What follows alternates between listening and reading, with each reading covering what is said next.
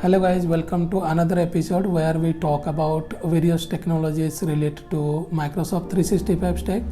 And today our guest is Bhargav Reddy. If you are following in a LinkedIn or various community activities, then you must have been know him because he is a public speaker, and also he give lot of talks on this Microsoft Power Platform in person and online events also.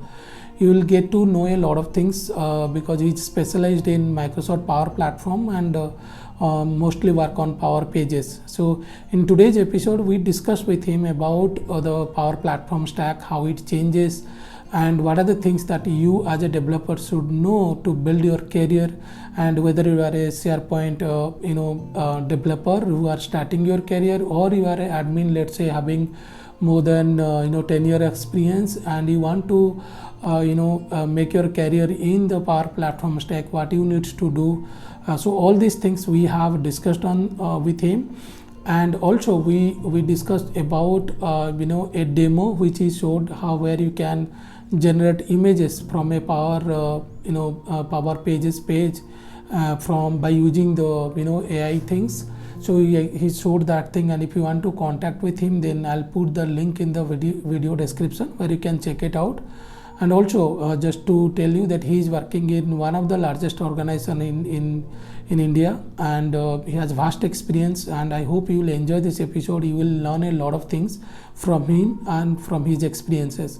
Also, if you are new to the channel, then subscribe to the channel so that you will get notification on the videos that I'll make. I make videos on SharePoint, Power Platform, SPFX, all these technologies, so you can learn a lot of things from that. So make sure to subscribe to the channel. And also, if you want to be a part of the panel, if you want to have a discussion with me, or we will have a discussion, then I'll put a link where you can fill the form, and then I'll contact you and we'll have a discussion as well. So now let's enjoy the episode. Hi Bhargav, welcome to our channel first of all. And then after a long time, so we are meeting, and then we thought we'll have a discussion so that all our viewers will get to know about your experiences, how they can enhance their career. So I thought we'll have a good discussion today. So let's start. Can you just give me a background on about you, what you are doing, and how far you are from your journey from starting to till now? Absolutely. So first, I would like to say that Vijay, thanks for the great opportunity, and I look forward to most of your podcasts, and I see a lot of people that I idolize, especially some of the community leaders, some of the MVPs that I have been following for a long time, and you yourself being an MVP who's contributing so much to the community, long-standing efforts also. So first, I would like to congratulate you on your recent renewal of the MVP, Yeah. and also to all the other community members who are doing great.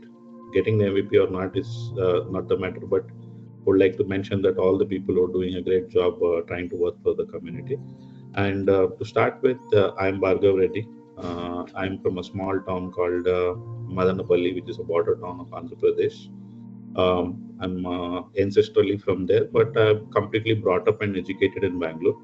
I completed my Bachelor of Technology in Computer Science in the year 2007.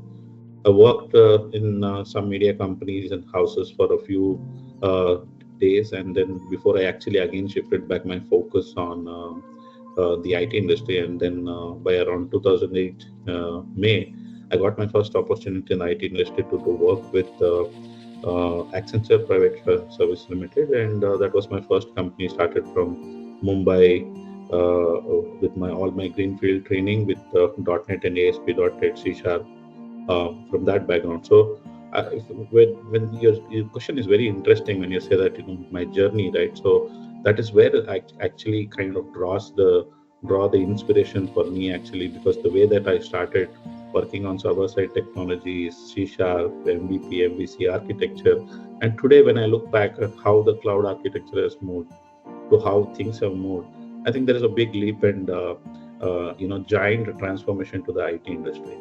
I started with MOS 2007 about after one and a half year of my experience working on some critical projects. I had a lead called Mr. Deepak Batra, who's still working for Accenture. I would say one of my legendary inspirations in life. Mm-hmm.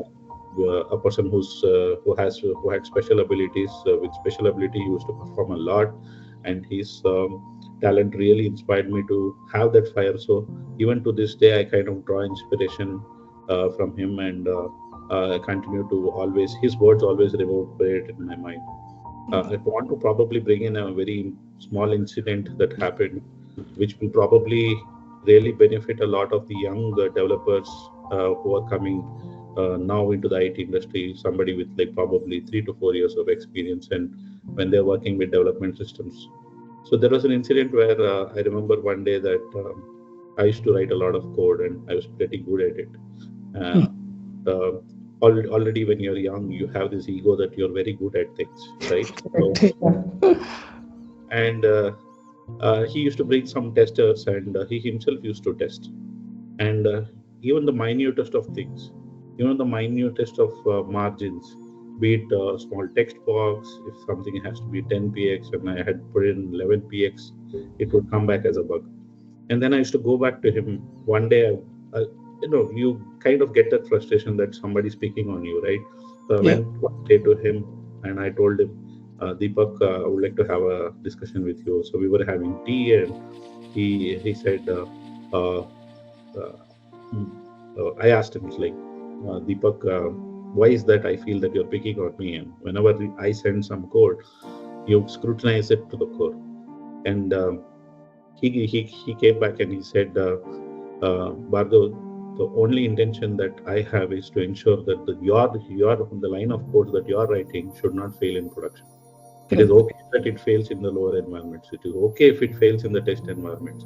But when you send something to production, I want you to, and I want to ensure as your lead that whatever code that Bhargav is sending to production should not have any failure scenarios, should not have any issues.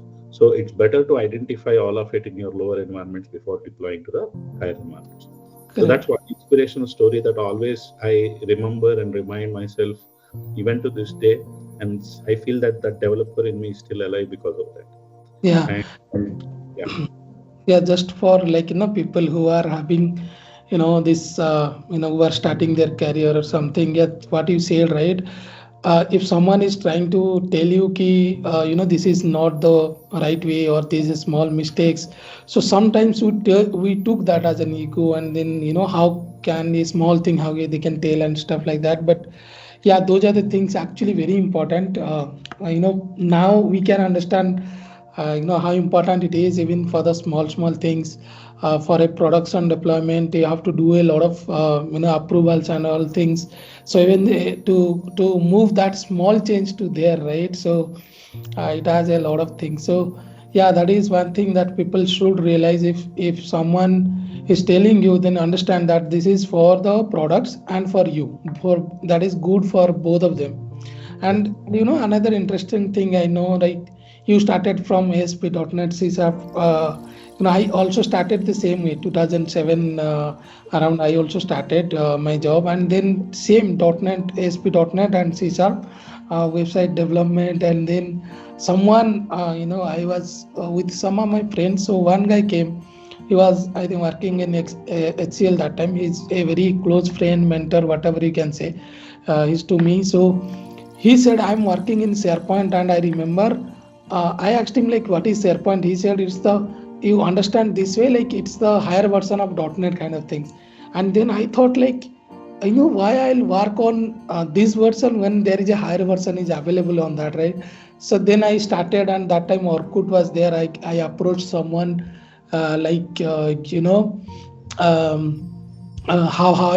will learn that. And then that guy said me, ki, you read these three books, and then you ask. And I started reading and practicing, and that's how I also started on that. Okay, so nice to know your journey as well. Because when we like when we work that kind of that, from those days to now, you see there are a lot of changes in the Microsoft technical platform. So how you see this thing, like the changes that we are doing now, right? Typical from the code developer to no code solutions, and how you see these changes in terms of like the both angle, like as a developer and also as a business user, like as a business person also, how you see these changes? Definitely, great question. But before I arrive there, just want to continue a bit on the journey aspect. Uh, Mm-hmm. so kind of started with MOS 2007 under Deepak's guidance, and I kind of moved towards SharePoint 10 and then SharePoint 2013 and all the base versions of on-prem versions of SharePoint.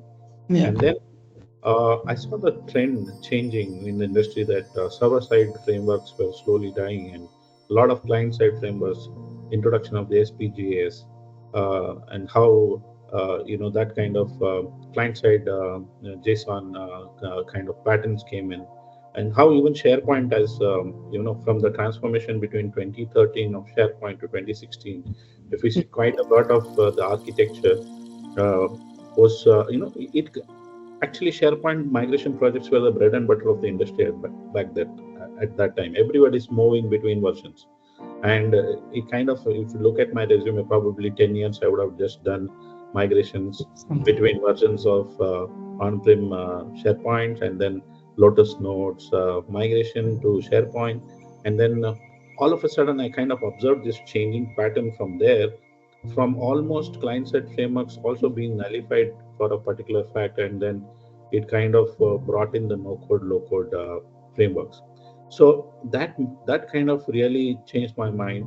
So in between these transitions, I spent about 5.6 years with Accenture, and then when I Mm-hmm. saw that shift between server side to client side, I made my first change within the IT industry.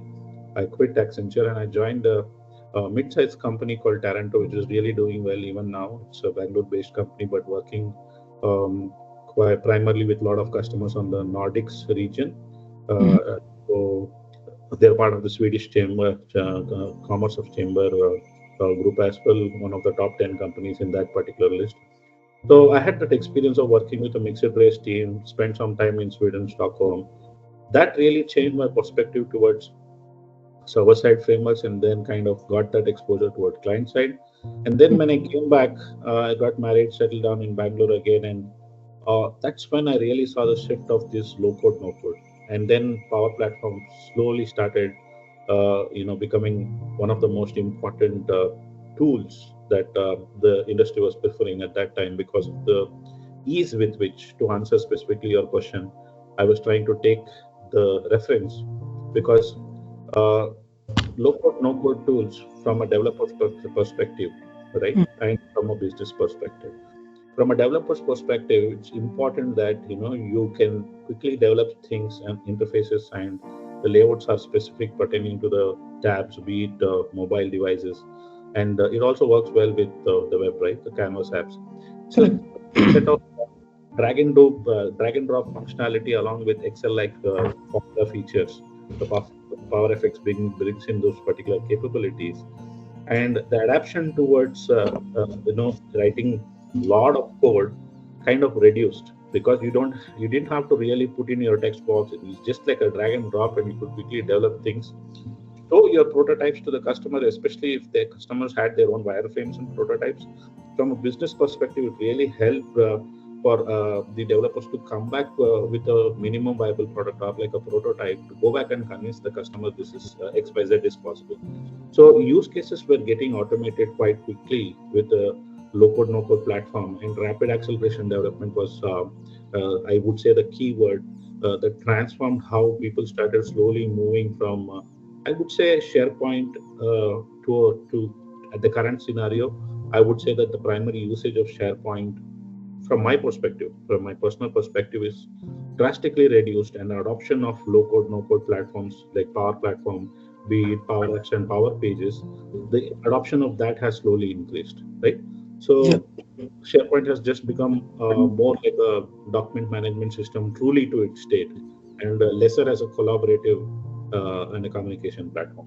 So overall, I think uh, rapid acceleration development is the key word there, especially because of the transition that low-code, no-code tools, not only Power Platform. I think what UiPath, Automation Anywhere, Blue Prism, all of these tools, systems and Mendix and other things, all those things that you see in the magic quadrant of the Forrester reports, these technologies have really changed the way the industry is quickly adapting to the new models.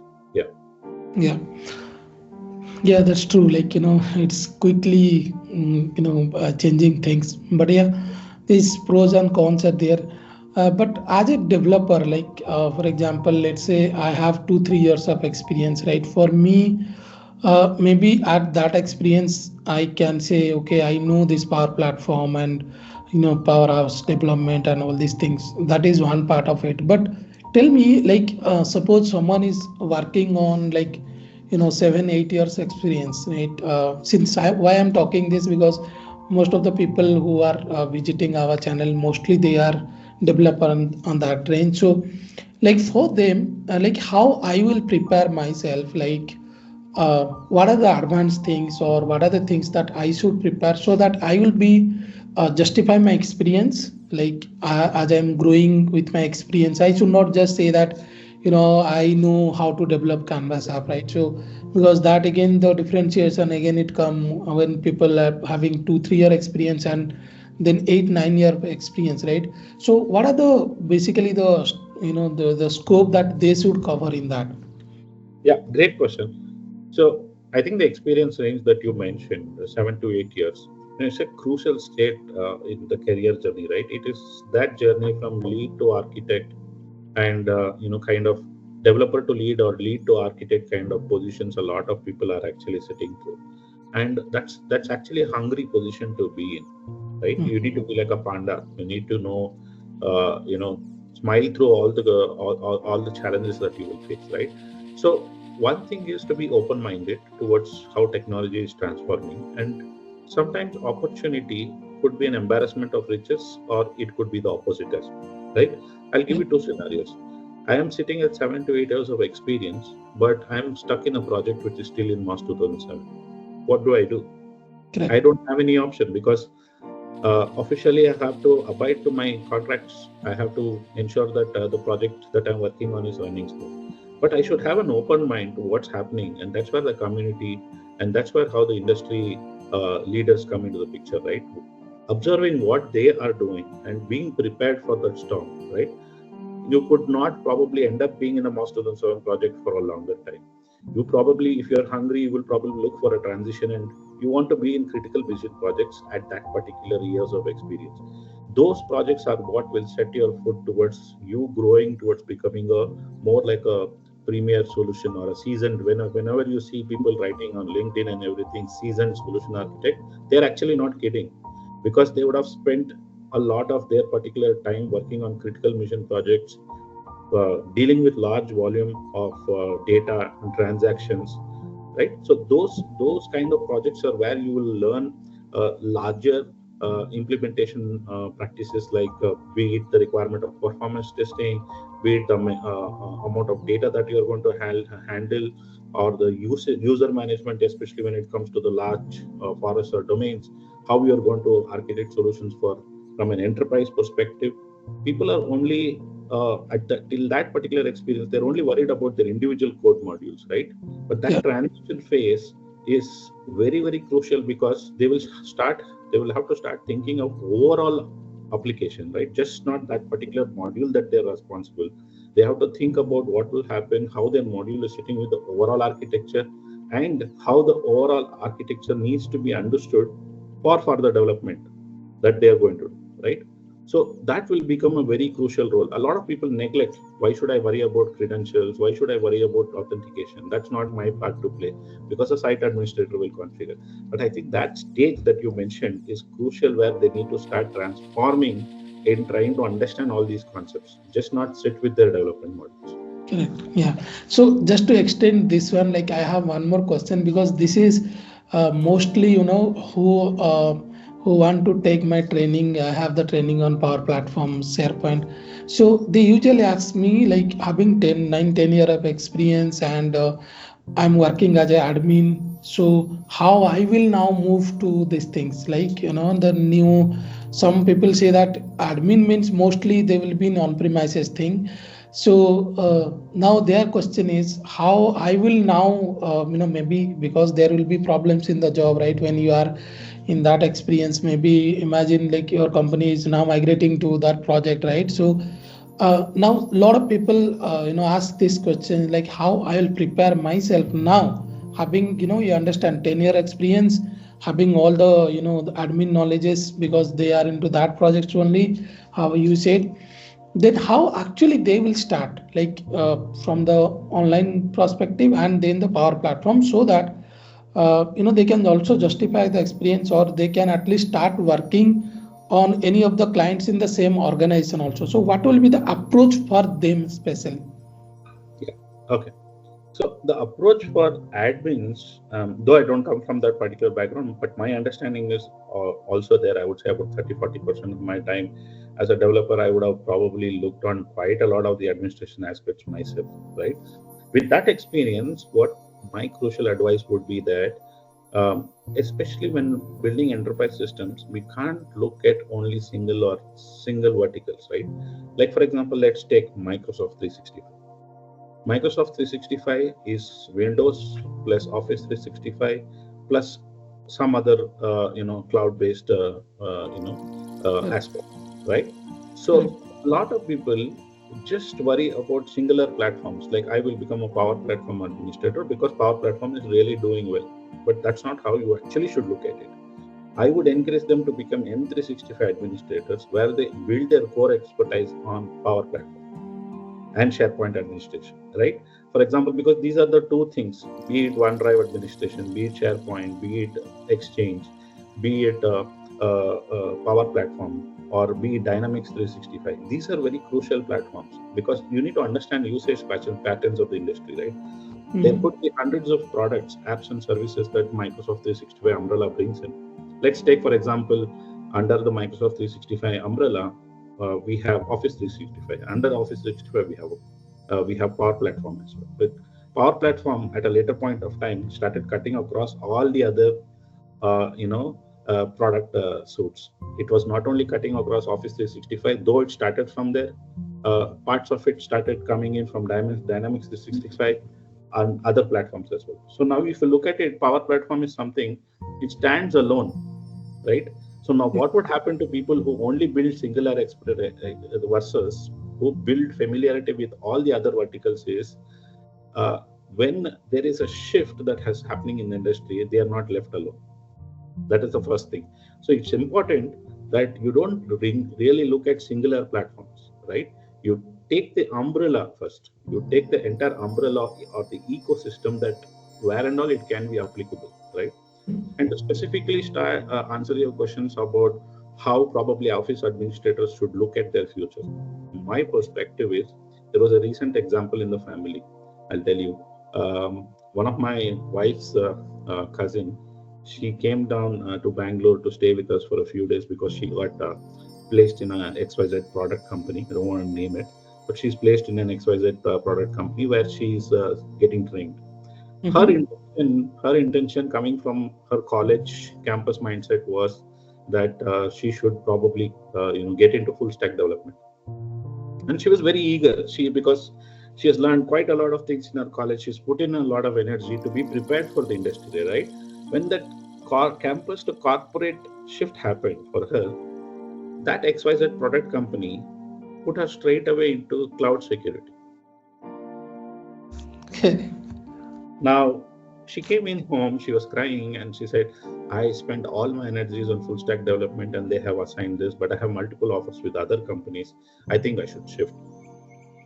I sat down with her. I asked her, what are those reasons which are compelling you to believe that full stack development is better than cloud security? And she was not able to list them down. It's just that you fancy certain things, right? And you kind of put down, you lower certain aspects. Nobody is higher than anybody or lower than anybody when it comes to knowledge. Knowledge is nobody's monopoly. You could be a very good cloud security engineer as well, make enough for your earnings, or be there as one of the top industry experts as well, right? I'll tell you why I told her to continue to be in cloud security. And today she is really doing well in her training. She's mentally already moved on from that fix that he had pertaining to full stack development, right? That's gone away. The reason is because I told her, Today, there was an interesting graph which was shared by our Microsoft MVP Vignesh Ganeshan. I was surfing through his WhatsApp, and one of the interesting screenshots recently that he shared was uh, the trends in the last few years, how fast they have been able to achieve. Like, for example, the transformation of Google, how many years it took for it. The transformation of Facebook, how many years. WhatsApp, how many years. Everything is in years. But AI, when it came and the bubble broke, it took only 3 months for it to change the industry. It was not even years. Correct. And I told her, this is the time to be in security, because AI is going to take out many, it's going to enter many facets of our life, right? It's Correct. going to be there everywhere. It's going to be there even in very minuscule things, right from the products, the way it is going to be designed, redesigned, redeveloped, reimagined. Everything is going to happen. Creativity will be unlocked to X potential, right? You can't really put a magnitude to that X, right? And that Correct. X value is very, very high when in comparison to other platforms. So I told her, now when AI is bursting like this bubble, why do you think this X product company is putting you into cloud security? Because it's fundamentally very important to have effective engineers who understand how they can put guardrails, put security, put compliance, bring in all those particular important aspects of governance to ensure that the AI is functioning the way it is supposed to, or it is aligning and it is there in a controlled manner. If you don't have enough cloud security engineers, if you don't have enough people to look at what is right and what is wrong, who's going to do that job for us, right? Developers will get automated very soon. I think the co-pilots will start writing code. We have already, I think, a day one AI which is doing quite a intelligent job of writing almost pretty much the coding, the testing. You just give it a prompt, it is able to build apps. The people today are making millions out of it quickly. I started looking at some starter story YouTube channel stories where people are using these platforms hither and thither and making millions out of building apps and quickly resolving problems as well. Right. To cut short, put a pause. I think admins should look at the journey to cloud security from an AI perspective, and that's going to be the future. And work with traditional models of networking and all of those, building and improvising their strong concepts in order to stay relevant in the industry. Correct. So just to add, these freshers, like, they are saying, I'm into full stack development and all these things. So, even we hire some of the people, they are into that thing only. Like, I have taken the full stack training, I completed it, and I'm not going into the knowledge thing, but I told them, like, you listen, first thing,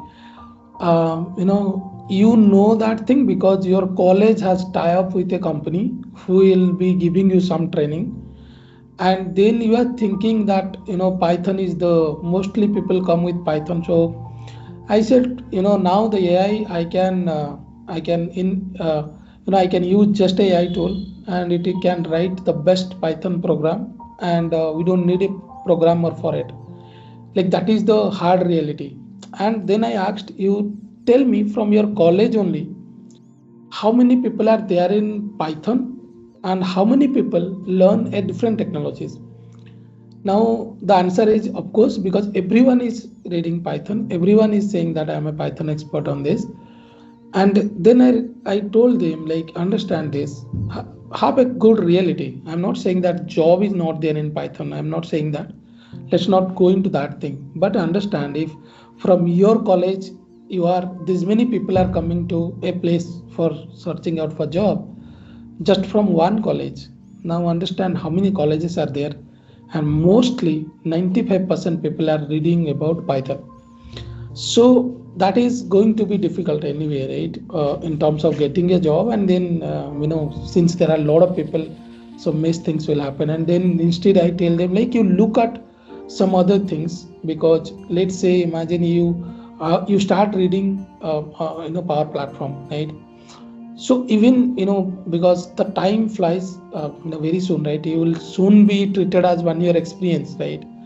So I said, imagine if you will just have one skill on that. Let's say you know how to develop, a Canvas app, right? Then imagine in a fresher interview, even if you are going somewhere in fresher interview, and then I'm seeing 90 resumes on having Python, and one resume I'm seeing that they are into some Canvas app things, right? How the impact will be, right? So, and then also if there are a lot of companies now also they are looking out for freshers, and if when they will see little bit of that thing, right? So that will stand out you from others. So that's purely a suggestion for people that just don't go blindly, because college, and now I think in the school also they are teaching Python. My daughter is 7th standard, they were saying Python, so I was teaching her one day Python, like they have a course like subject on that. So I said, don't go. Don't tell me it is Byju's. No, not by this. It is in in new version they have in the course only. It is in, they have a subject on Python. So where they were reading everything about Python. Yeah. So that was the thing. So if you are a fresher, and then if you want to really then you can check out these things like Power Platform, Salesforce. These are few technologies that you can, Azure security that you said, right? So these are the few things which you can actually, they're in good demand, and things can be good in you can start your career on that. Now I have one question related to the on-premises and online. This is purely on the SharePoint thing. uh, how you are seeing this, like what will be the future this way, because now in the subscription edition they are trying to bring something on the online things, but how you are thinking that, do you think frequently how the changes usually, right? 2007 also I started, 2007 10 13 16, I remember we were working on a project where we were discussing how we'll migrate to 16, and SharePoint 2019 came. 19 came. So how you are seeing this thing, like do you think what will be the future on that? Yeah. Again, great question, but I look at from a reverse angle, not from the forward angle. Is Mm-hmm. because the server environments are bound to be serverless. It's Mm-hmm. going to definitely happen at some point of time, but it is not going to happen immediately. One of the reasons why I strongly believe that is because there are some really strong capabilities that still the on-premises bring in, right? A lot of people don't want to expose their enterprise data to the cloud infrastructure yet. A lot of customers are not really comfortable doing that, and until that stays, until that mindset is there for customers, I think SharePoint 2019 is definitely going to be there. But True. till when, there will definitely be a full stop, right? Because Microsoft will uh, reach a particular point, even from its cloud security perspective, where they will kill, in my view again, the product versions, basically the on-prem product versions. At that point of time, eventually most customers who are sitting on those particular on-prem systems have to plan their migration to the cloud infrastructure. But Mm. I would say there's still some amount of time for that journey to happen, because Microsoft still, I think SharePoint 2013 support itself, it's quite still kind of slowly ending there. It's not like it is SharePoint 2013 systems don't exist. They still exist, and quite a lot of those particular systems are still transitioning towards that. So slowly the support will start. So if you see some of the critical modules like InfoPath and other things, they slowly kind of stop support. So Correct. there will be crucial parts that slowly start killing, and say that you need to start investing in better things, and those customers will eventually transition. That's point number one. Uh, Point number two is that if you are working on such particular products, like projects, what will be the future, right? There is no Correct. immediate thing to worry, right? What my feeling is, they need to start they need to start preparing for the migration aspects of it. Like, for example, 2019 at some point, let's say in the next 2 or 3 years, is going to be, kind of the official support is going to end. At that point of time, how to migrate existing on-premises. So for example, the way they would have configured their search, it, on-premise systems definitely bring in faster search results. Their performance and all of that is a bit more guaranteed, and it's being, you can add in your own equipment and infrastructure to make it, as advanced as possible, right? Because you have more control over system.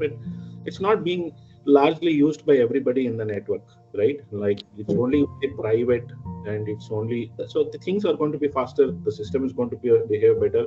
It's going to provide better results. But when it comes to the web, there will be definitely its own challenges. So how they have to prepare for that, those challenges, to ensure that they get the same kind of performance, they get the same kind of results, and how they can achieve like to like functionality when it comes to the on-prem to the cloud version. So that is what they need to start preparing. Those engineers need to start worrying about now itself. If that migration is going to happen, how am I going to be better prepared for it, right? So this is one advice I would probably want to give on that question. Okay, so before going to the demo, the last question that I have is, tell me, as a solution architect, what kind of scenarios or the mostly the business requirements usually came on the no code, or low code platforms that you usually get from your, people with the clients or with whom you are working. Yeah, we will not name the clients or anything because of the things are there. So we will just try to understand, what kind of requirements usually we get, whether it is in Power Apps or Power Automate, how it is. Yeah, perfect. So I work in a very strong team within TCS called Rapid Apps Automation team. We are a team size of 10 people, and but we actually, I work closely with my technology head, Mr. Vidyasagar Alti, who is the technology head for Power Platform. Uh, as a team, we work on multiple facets of the industry, right? We work day in day out on responding to business proposals, RFPs, RFQs. So the ad hoc, the use cases that we deal with from large set of customers with different backgrounds and different industry groups is quite constantly changing, right? So the exposure that we get when it comes to the use cases and the kind of automation or solutions that we need to architect is varied in nature. So that is point number one. Not only that, we are also divided into a team that is taking care of certain incubation activities pertaining to innovation, in which they specifically spend their time on building accelerators, go-to-market solutions, and industry standard solutions. Right. So these are the second aspects.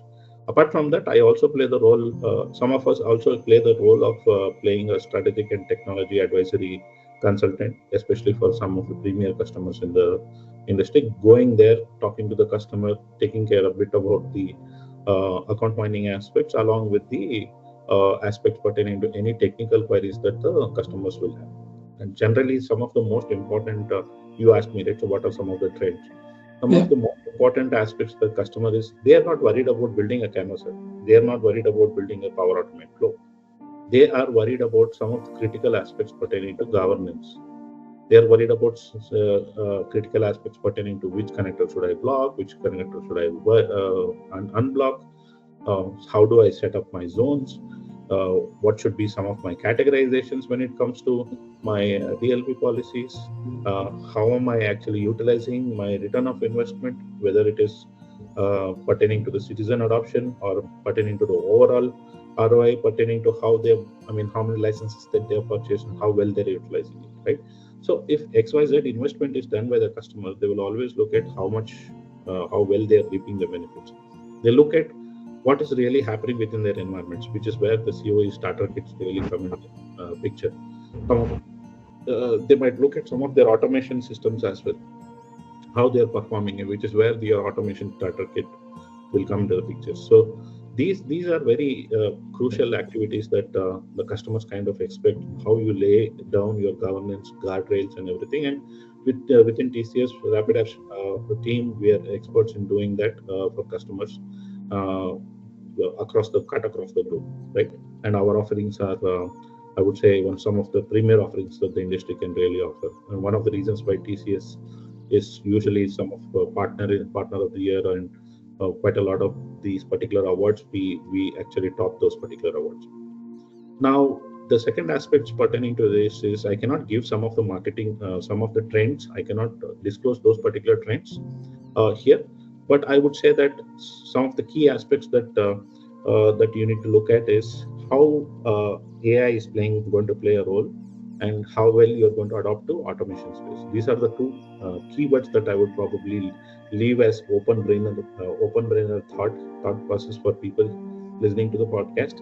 And those particular areas are something that they need to start really streamlining their efforts with, and look at the growth factor, especially from a career perspective. Okay, so I have another thing comes to mind, like Yeah, uh, you are doing your day job, and then you are doing a lot of activities. How that you are managed, first of all, like in terms of time and preparation, and most importantly, like how you are getting benefit from that, and and if you are suggesting people to engage with that, right? Why people should participate in these things. From my perspective, yeah, you will get to know the industry standard on this, right? So why people should join, why people should proactive about it. Let's say they should go and join the sessions where it is happening and all these things. So how that will also they will get benefited out of it. So if you can give a picture on that. absolutely. Great question. So I would say that initially I did not know much about the community events or how the contribution system. The maximum I knew is whenever we were stuck with problems, TechNet and Stack Exchange, Reddit, and a bit like other platforms like uh,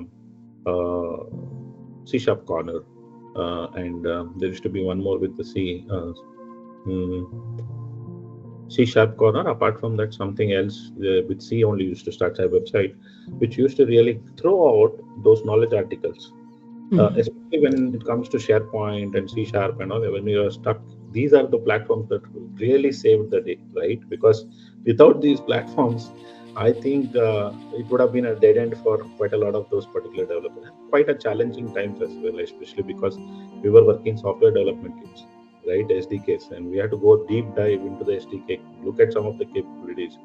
Mhm. I I have spent time looking at DLLs, reverse engineering them using certain refactor tools. Even looking at some of the out of the box code like the SharePoint DLL, really what's happening inside. So, looking at the timer service that we, really were using Hither and Thither, right, for the on-premise, like to automate and schedule our jobs. Yeah. Uh, so, unlike from that one-time scheduler, minute scheduler, hourly scheduler, I was like, what is really happening in the background? How are they really doing it? And that experience, really, if you look at it, transforms the way we kind of look at it from today's perspective, right?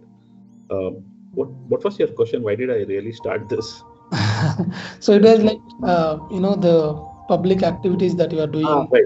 So Active. yeah.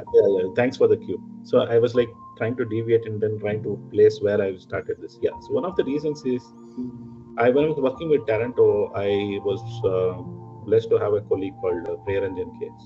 You Mhm. would have heard him, and definitely heard. A lot of people would have heard his name. He's a Microsoft MVP, renewed this year as well. Seventh time MVP. And C Sharp Corner, I one day opened. He joined our company and then opened. I think he had written about 400 articles. Okay. He had written about three ebooks.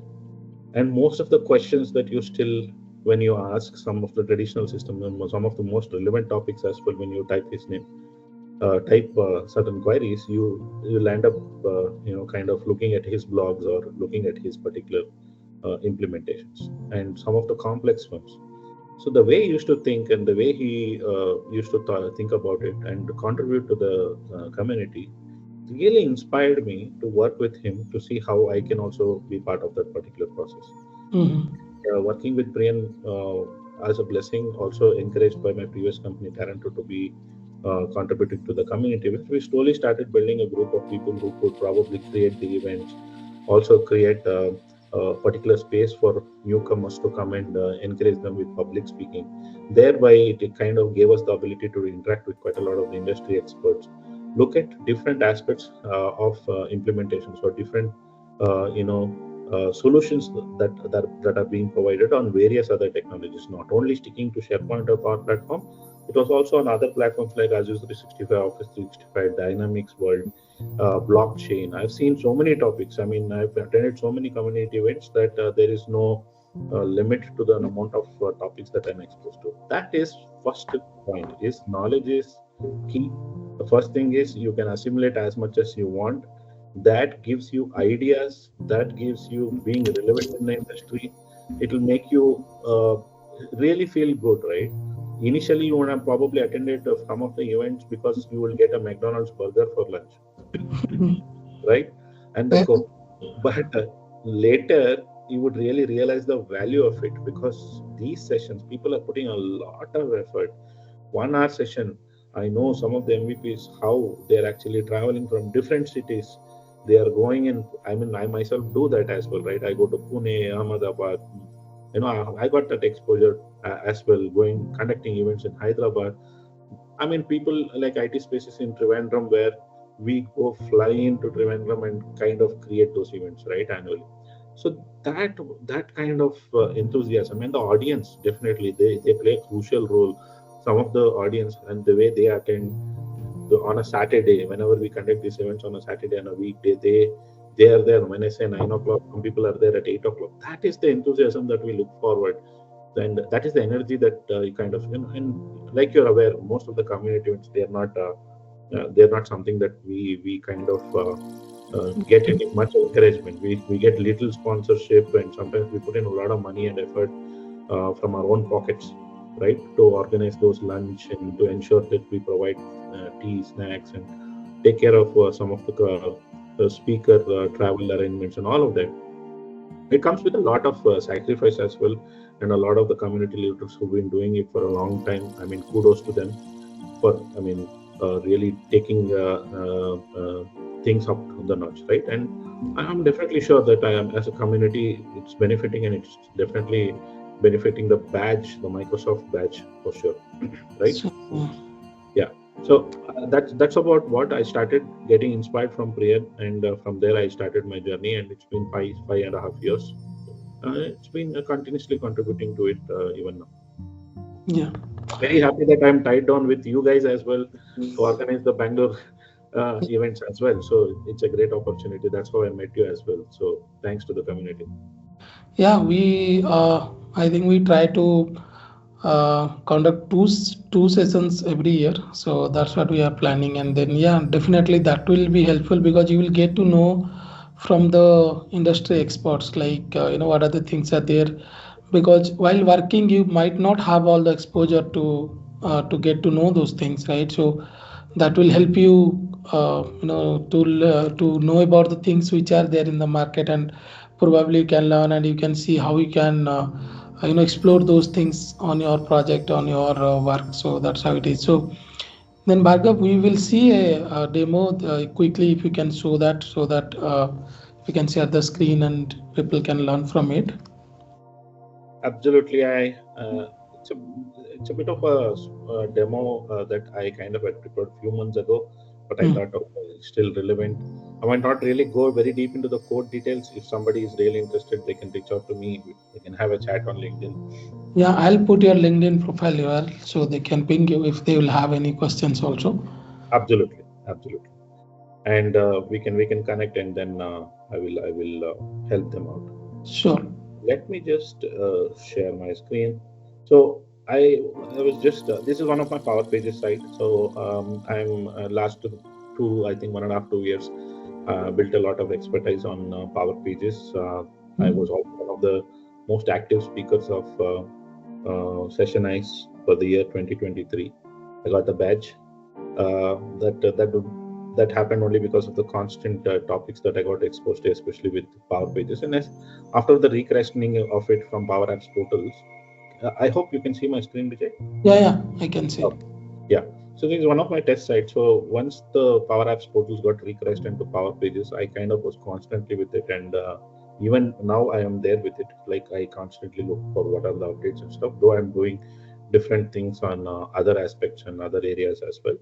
So that's why I said that, initially when I mentioned not sticking only to one area of expertise, once you actually establish yourself with one particular skill, you have to move on and start picking the other ones, right?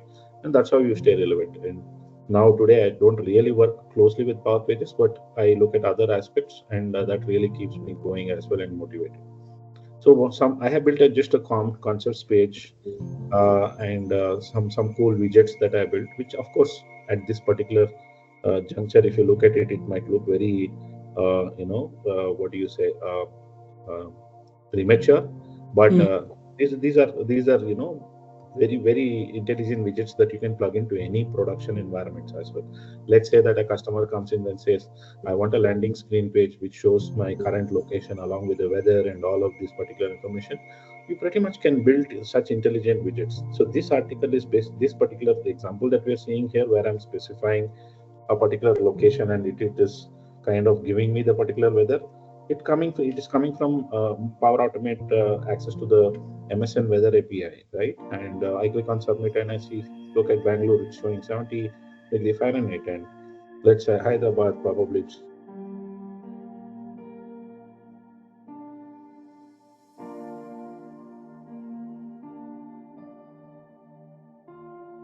Some of the things like the browser's location, getting the location of that particular user wherever he is logged in from, probably from the network or from the browser, whichever is the most intelligent way of getting the logged in users I mean, apart from credentials, the location, you can build in an intelligent widget and put them there. Then I was also wondering that open AI has come. I have not exposed myself to AI. What is really happening, right? One conception that I wanted to mention to a lot of people in the industry is the Python concept that you mentioned. Everybody is learning Python, but not very few people get the really experience to work with building the large language models, right? And really constructing the AI models. The underbit of the work that's happening really within the kernels, those particular things, those real processing that is happening and writing the code to automate how things are being utilized. We are just consuming certain services. For example, Azure OpenAI Studio, there are a set of services like for generating images, text to video conversions, working with avatars or characters. All of this is basically a bunch of APIs which are being called in the background, and you send out a particular request with certain input parameters, and it responds with certain response in a particular format, which you then kind of utilize that and work with your systems, be it an on-premise system or a web system or anything like that, right? So the possibilities are always endless. No, what I did was I just was thinking one day that is there a possibility that I can use OpenAI and plug in it with Power Pages? Uh, I saw a recent example by one of the community members, Sujit Sukumaran, who's actually the consulting expert, director expert at CGI, and he brought in for the IMTC call that I organize on a monthly basis, the India Microsoft Tech Community call. I had invited Sujit, and he came up with a brilliant topic like using Azure speech recognition services, and he integrated with Power Pages. And he was almost showing this avatar. It was almost like a Asian lady avatar that was just taking some input as a natural language prompt, and the avatar was actually providing a response. Uh, on Power Pages. So that was a very great example. Though my example is just integrating with image generator, I would say that that is a far more complex implementation. So I was wanting to try whether I can actually integrate with one of the services just to understand. So I was able to do that, and what I did was I entered a particular prompt, and it has OpenAI expects a particular format of the input. You send the prompt, you say what is the size of the image that you want, which is the traditional model that you want to call for. I was calling DAL E some kind of, I think it is the third version, DALI 3, I guess. That's what I was trying to utilize in the background. And then you say how many images that you want as well, the number of images that you want, right? So there are about 4 parameters that you actually OpenAI image. If you just go to the OpenAI documentation, you will be able to see that. Buy a few credits to work with it. I have bought some credits. I think I have about 30 more credits, which will sustain this particular implementation for a long time. And so I'm just saying a cat playing with a ball in the swimming pool. Let's say submit. I put in a spinner here, but JavaScript, but it's not spinning at all. I need to fix that, but pardon me there. Eventually, it will return a result. Basically, what here I'm doing is I'm passing on the prompt to the service. It's bringing me some data and I'm binding it, right? It's generating an image. A cat playing with a ball in the swimming pool, right? Okay. Yeah. It's directly something that I can just go here if I want to utilize. Yeah, you can download. So these are kind of implementations that you can think of. Generating images might not be an enterprise level requirement, but I'm just saying that it can give you ideas to work with what the industry will be looking at. There could be some translation services, there could be certain text-to-speech services. These are the kind of areas that definitely will help. For example, quickly I can talk about a healthcare scenario. You want to build a Power Pages portal, which customers will come in and put their kind of problem, saying that I have the following tingling sensation in my knee. Do you think what is my condition? And then imagine some kind of a real character comes up on the web page, and it is kind of giving you that particular answer, like a professional doctor would do, or something like that, at least to give you the primary information. It is a bit more visually supported implementation, right? And it kind of registers faster to the human brain. So these are the kind of implementations that you can think of. Might say no wise, but yeah, this is what I could quickly think of and showcase as a demo as well. Yeah, probably if people will wants to know about this code and also probably I'll put your LinkedIn and then they can contact you, right? So absolutely. I can quickly let me just since we are doing it, I'll quickly take about 2 minutes to quickly run through the skeleton of the code, so that that would be good. Yeah. So let me bring up the site on edit mode. And let me go to my page, go to concepts, go to image generator, and what happened to Visual Studio Code here? Yeah, sorry. Yeah. It's been a while since I used Power Pages. Yes, it's open. Another 10 seconds, it should open up. Yeah, you always click on allow here because Microsoft installs things on the go here.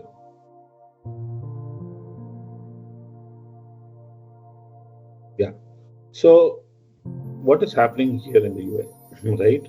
The traditional div is something that I've added here, which is the row section block layout, which is what supports this particular layout that we are seeing here. And what I'm doing is I'm using traditional HTML to create certain form elements. Go switch off the Copilot. I don't need it. So, and then a button called submit, right? So first thing is I need to receive the prompt for the image. That's why I put in a text box. This is a label. This is a button.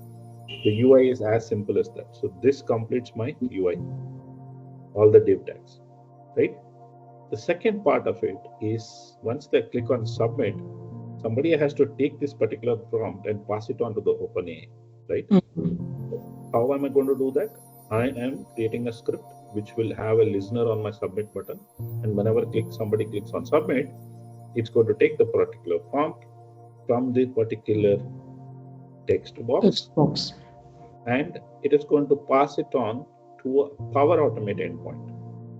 So the payload that I'm going to use is to this URL. So if you see, I have a Cloudflow which is configured, And from here, if you go to the setup tab and you go to your cloud flows, you can actually create cloud flows and integrate them. So I have a cloud flow for the weather app. I have a cloud flow for the image generator. Both the examples that we saw today, and this is the URL, right? So once you add your existing cloud flows, I'm not going to go too deep into the flow image generator. I have quite a lot of the custom connectors and everything built, which is going to take another very crucial set of concepts. I might take another 1.5 hour. But yeah, like I said, I have a YouTube video on my IMTC channel where I'm really talking deeply about it. People can access it from the IMTC channel. But if it is not possible and they are stuck with something, they can reach out to me on LinkedIn as well, right? So let's quickly complete this. I'm passing on the payload to this particular cloud flow, and pretty much it makes an AJAX safe post request, right, to the particular payload. And once it is successfully executed, I take the result and I bind the result, which is the URL of the particular image that has been created. So for this one, if you see, will be a blob image. So if you see, I think somewhere it is creating it in a private blob within Azure, or I'm not sure how things are wired up in the background for OpenAI and Power Pages. So this is where it's kind of storing it, and that result is what I'm kind of binding it to the kind of image element that I have here. So it's a very plain and simple implementation. I would say in terms of code, this is not rocket science. Somebody with some amount of experience and looking at the Microsoft Learn articles, especially the weather implementation. Once I took a look at the weather implementation from the Microsoft Learn document, I was able to envision this and I could write my own code, right? So as much as I was calling the weather API, it required a few set of other parameters, and I was able to understand Open API. I realized I need to pass a few different parameters, and that's it. I had pretty much a running version of my code ready. Because I hope people enjoy this demo, small demo, and if they will have question, definitely they will contact you on LinkedIn. I'll put your profile URL in the video, Yeah, and so yeah, that's it. Like the discussion is really very good. I hope a lot of people will learn a lot of things from the experience that you shared with everyone. So thank you so much, Bhargav, for yeah, spending time and discussing these things. And I hope coming weeks we will see next time when possible we'll have meet again as well. absolutely. I mean, it was a pleasure. Thank you. I appreciate you for the opportunity, and I definitely look forward to having more such engagements with you and also other community members. And I'm also open to any questions that people will have, and feel free to reach out to me on LinkedIn. And thanks once again, and have a great rest of your weekend. I would say Friday, but Yeah. weekend vibes. Thank you so much. Thank you, Vijay. Take care. Bye. Bye.